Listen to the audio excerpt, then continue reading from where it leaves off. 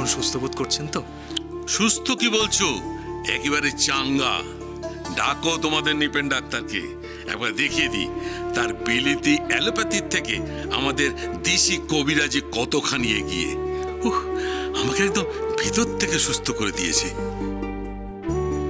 ভাগ্যিস আমি কারো কথা শুনিনি। দেখো অন্নদা, তোমার ওষুধের তেজ দেখো, একদম বিছানায় উঠে বসেছি। হ্যাঁ গো, তোমাদের মা কোথায়? বাবা, মা একটু অন্নদাবাবুর জন্য জল খাবার তৈরি করতে গেছেন। বৌমা, আমারও ওই লুচি আর কষা আলুর দম খাওয়ার জন্য মনটা কিন্তু ছটফট করছে। ওসব খাবার এখন কদিন কম খেলে ভালো হয়। না না না না না, তা কি করে হয়? একবার শ্রী রামকৃষ্ণ পরমহংসদেব সাহিত্য সম্রাট বঙ্কিমচন্দ্রকে জিজ্ঞেস করেছিলেন জীবনের উদ্দেশ্য কি। সাহিত্য সম্রাট বলেছিলেন আহার, নিদ্রা, মৈথুন। আর আমি কি বলে জানো? খাদ্য অন্বেষণ।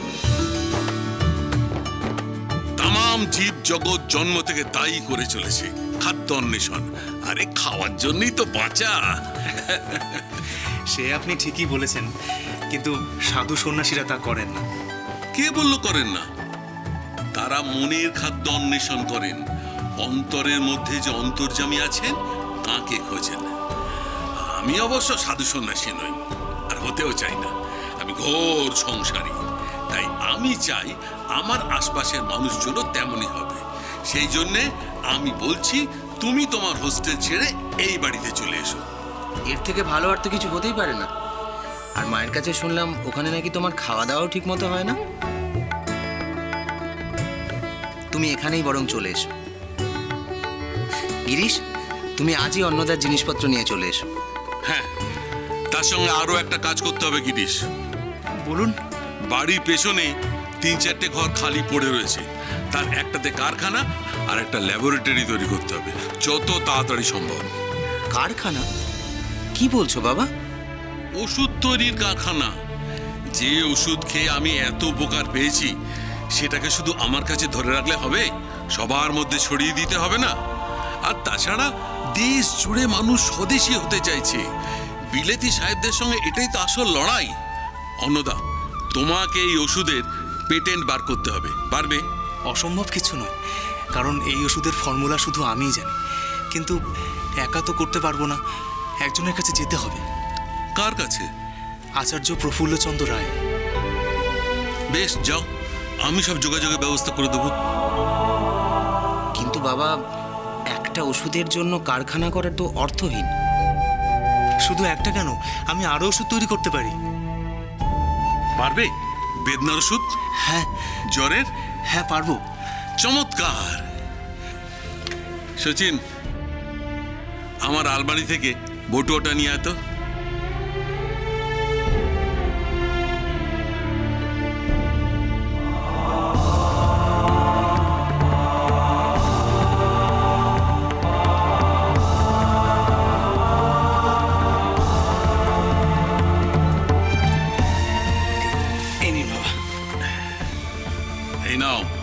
এতে 2000 টাকা আছে, এই দিয়ে কাজ শুরু করো।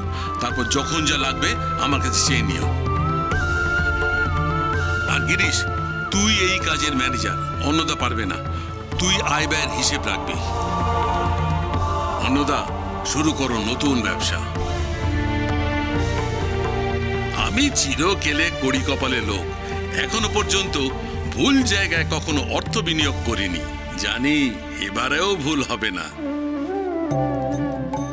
কারখানার আলমারি, টেবিল, চেয়ার, লোকজন, ক্যানভাস, হ্যান্ডবিল সবকিছুর ব্যবস্থা করো। কিন্তু যুগ যুগান্তর সময় দিতে পারবো না। যা করার 3 মাসের মধ্যে করো। গিরিশ, অন্নদাকে নিয়ে যাও। কি হলো, সবাই থম মেরে রইলে কেন? বৌমা, বললাম যে লুচি আলুর দম খাবো। বাবা, উনি কিন্তু কিছুদিন আপনাকে তেল মশলা খেতে বারণ করেছেন। তুমি অন্নদার কথা মানো না? মানে তোমার এতদিনের সংস্কার অ্যালোপ্যাথি ছেড়ে আয়ুর্বেদ মানতে সায় দিচ্ছে? সত্যি? সত্যি। কিছু মনে করবেন না অন্নদা বাবু, সেদিন উত্তেজনার বশে আপনার সঙ্গে ওইভাবে কথা বলা আমার একেবারে উচিত হয়নি। পারলে আমাকে ক্ষমা করবেন।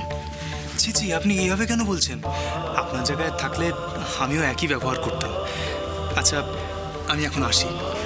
শোনো, কোম্পানির নাম কিছু ভেবেছো? না ভাবলে আমাকে বলতে পারো। আমার বাবা চাননি আমি কবিরাজ হই, ভেবেছিলেন আমি প্রতিষ্ঠিত হতে পারবো না, কিন্তু আপনার আশীর্বাদে শেষ পর্যন্ত তা সম্ভব হলো। আমি কোম্পানির নাম আমার বাবার নামেই রাখতে চাই। তা কি নাম তোমার বাবার? আগে শ্রী অভয়চরণ ভট্টাচার্য, কোম্পানির নাম অভয় সুধা। আদি শক্তি আদ্যাপি, সোম থেকে শনি সন্ধ্যে ৭টায়, আকাশ ৮-এ।